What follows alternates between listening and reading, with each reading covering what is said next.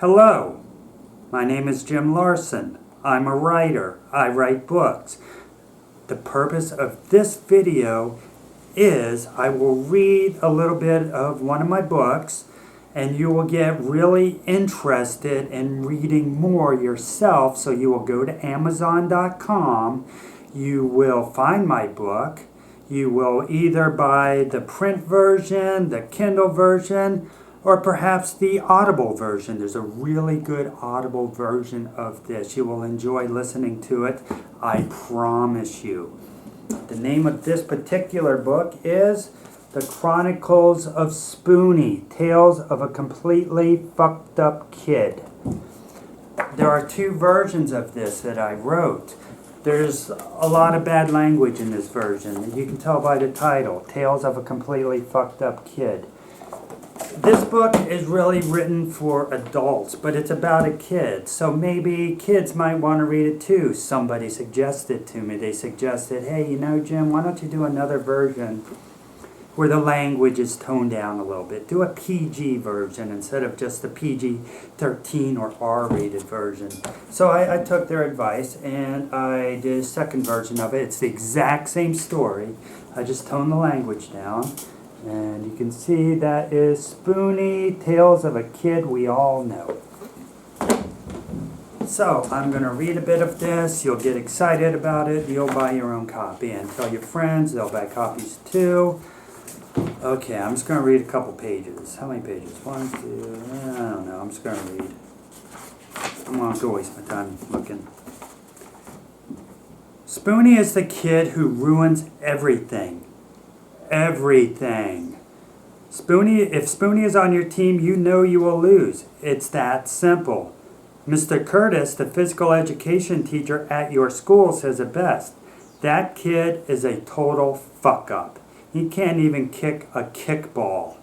What kind of kid can't even kick a goddamn kickball?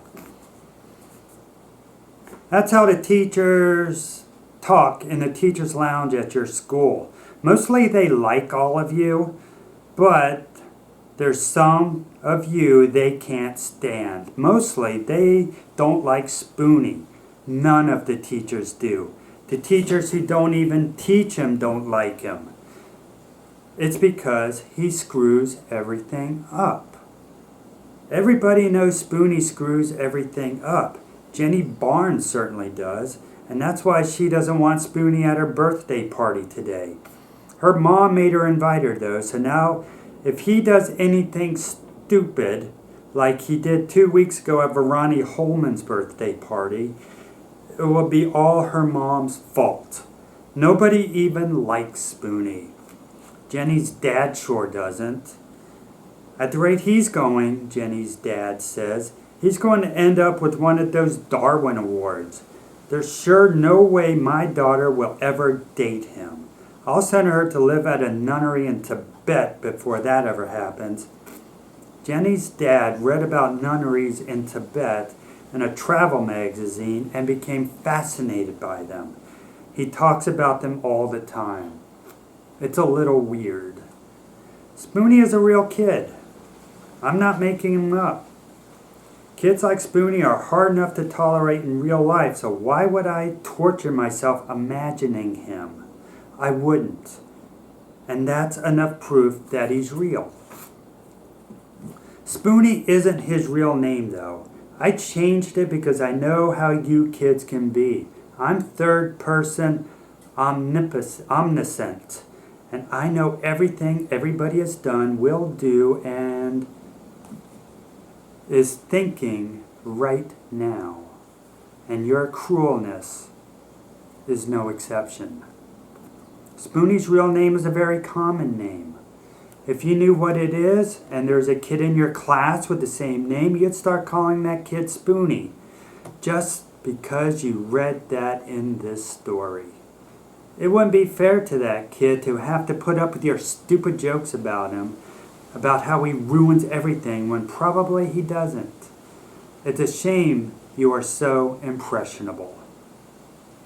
I could have more fun telling things if you weren't. The last thing I need are angry calls from parents telling me how terrible I am. Uptight parents are the hardest demographic for any writer to please. Mind you, it's not that Spoony isn't a smart kid. He does well on his schoolwork and passes all his tests just fine. His IQ is in the mid-range of average, and he's not a special needs kid. True, he was colicky as a baby and will remain so well into his adult life, but other than that, his needs are ordinary. It's just that, well, there's just something about him that makes people wonder what's wrong with him. Part of this owes to the fact that he can't hold a spoon properly in his hand. Imagine being his mom, having to clean up after him every morning after he eats a bowl of cereal. It's unimaginable. Just unimaginable. And soup? Forget about it. Soup is out of the question for Spoony. Spoony doesn't have any male role models in his life, I've heard. People say that he'd be better off if he did, but that's not true. You'll know what I mean when I tell you who his father is. His mom wasn't planning to have a kid when she got pregnant.